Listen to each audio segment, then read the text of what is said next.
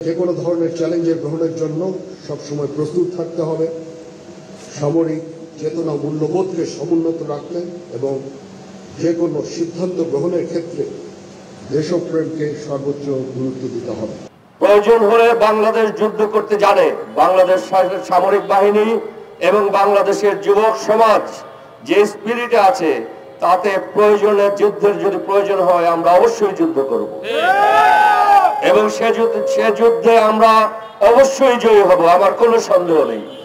আমরা 7ই জানুয়ারির নির্বাচনের পরে গণ অধিকার পরিষদ থেকে সর্বপ্রথম সিদ্ধান্ত নিয়েছিলাম যে আমরা শেখ হাসিনার যে প্রভু এই ভারত সরকার বা মোদী সরকার এদেরকে ঘায়েল না করতে পারলে হাসিনা মুক্ত হতে পারবো না। এবং সেই জন্য আমাদের 21শে জানুয়ারি এই বর্তমান বছরের 21শে জানুয়ারিতে ছাতকে একটা প্রোগ্রাম ছিল, সেখান থেকে আমরা ভারতের পণ্য বর্জন আন্দোলন দিয়ে এই কাজ শুরু করি। পরবর্তীতে যেটা রূপ নেয় আজকের এই ভারত বর্জন আন্দোলন। এখন আর শুধু পণ্য নয়, পুরো ভারতকে বর্জন করতে হবে আমাদেরকে। তার কারণ তারা আমাদের সামনে একটা আগ্রাসী জাতি হিসেবে আবির্ভূত হয়েছে।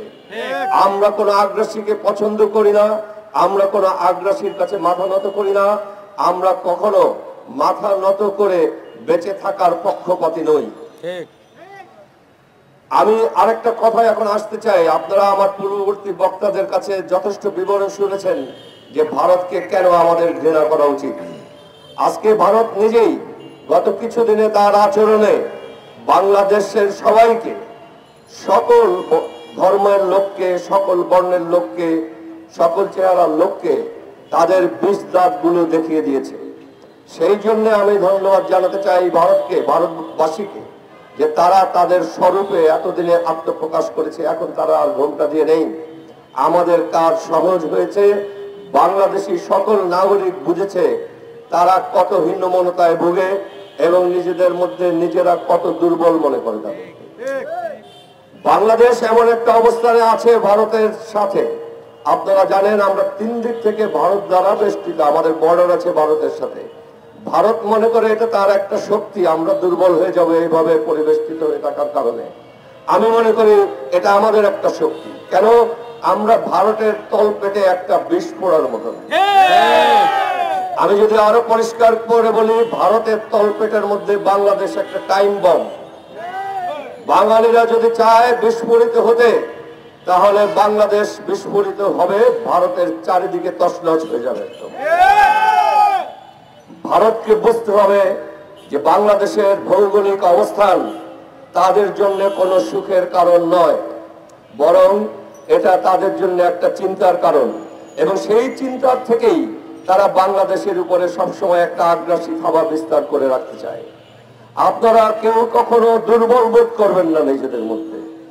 আমাদের দেশের অবস্থান, ভৌগোলিক অবস্থান বা আমাদের জনসংখ্যা, এগুলি নিয়ে দুর্বল বোধ করবেন না। এগুলি আমাদের সফলতা।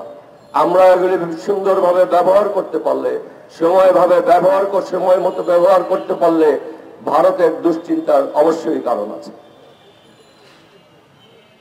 আমরা যুদ্ধ করেছি গত প্রায় 1 বছর, ভারত বিরোধী আন্দোলন, ভারত বর্জন আন্দোলন। যুদ্ধ সবসময় শুরু হয় যেখানে কূটনীতি শেষ হয় সেখান থেকে। আপনি যখন আর বুদ্ধি দিয়ে আলাপ আলোচনার মাধ্যমে সমাধান করতে পারছেন না, তখন কোন একটা পক্ষ বা উভয় পক্ষ যুদ্ধ করে সেটা আদায় করতে চায়। আবার যুদ্ধ শেষ হয় কূটনীতির মধ্য দিয়ে। আমি মনে করি আমরা বর্তমানে ভারতের কিছু আচরণ দেখে যে ভারত বুঝেছে, ভারতবাসী বুঝেছে তারা বাংলাদেশের সাথে ভালো আচরণ করছে না, তারা ভুল করছে।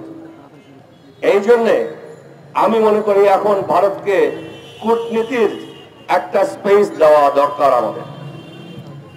ভারতের বৈদেশিক মন্ত্রণালয়ের সচিব ঢাকায় আছেন 9 বা 10 তারিখে বাংলাদেশের সাথে আলোচনা করার জন্য। এটা যেহেতু তাদের পক্ষের থেকে একটা প্রস্তাব, আমি ধরে নিচ্ছি তারা তাদের ভুল বুঝতে পেরে আমাদের সাথে কথা বলতে আসছেন। আমরা ভারত বিরোধিতা করতে থাকব, তাদের আগ্রাসী আচরণের জবাব দেব অবশ্যই। তবে কূটনীতিকে একটা সুযোগ দেন যদি শান্তি প্রতিষ্ঠিত হয় তাহলে ভারত এবং বাংলাদেশের উভয়েরই লাভ হবে। প্রয়োজন হলে বাংলাদেশ যুদ্ধ করতে জানে, বাংলাদেশ সামরিক বাহিনী এবং বাংলাদেশের যুবক সমাজ যে স্পিরিটে আছে তাতে প্রয়োজনে যুদ্ধের যদি প্রয়োজন হয় আমরা অবশ্যই যুদ্ধ করব এবং সে যুদ্ধে আমরা অবশ্যই জয়ী হব, আমার কোনো সন্দেহ নেই। কিন্তু তারপরেও শান্তির জন্য সকলের কাজ করা দরকার। আমরা দুইটা পার্শ্ববর্তী দেশ, আমাদের ভৌগোলিক অবস্থান পরিবর্তনযোগ্য নয়। আমরা যদি একটা বন্ধুত্বপূর্ণ সম্পর্কের মধ্যে, একটা পারস্পরিক শ্রদ্ধাবোধের সম্পর্কের মধ্যে এবং একটা লেনদেনের সম্পর্কের মধ্যে থাকতে পারি, তাহলে কেন শুধু শুধু অশান্তি করে সময় নষ্ট করব? আমি চাই ভারত এটা বুঝুক। আমি এটাও চাই যে আমরা ভারতকে কূটনৈতিক আচরণের মাধ্যমে, কূটনৈতিক ব্যবস্থাপনার মাধ্যমে এই অশান্তি বন্ধ করার একটা সুযোগ দিতে চাই। সুযোগটা ভারত গ্রহণ করবে কি করবে না সেটা তাদের ইচ্ছা। যদি তারা সুযোগ গ্রহণ করে তাহলে শান্তির সুবাতাস যদি এখানে বয়, সেটার সুফল তারাও পাবে, আমরাও পাবো। তারা যদি আমাদের এই অফার, কূটনীতির অফার গ্রহণ না করে তাহলে সেটার যে দুঃখজনক ফলাফল হবে সেটার জন্য যেন ভারত প্রস্তুত থাকে। আমরা প্রস্তুত আছি।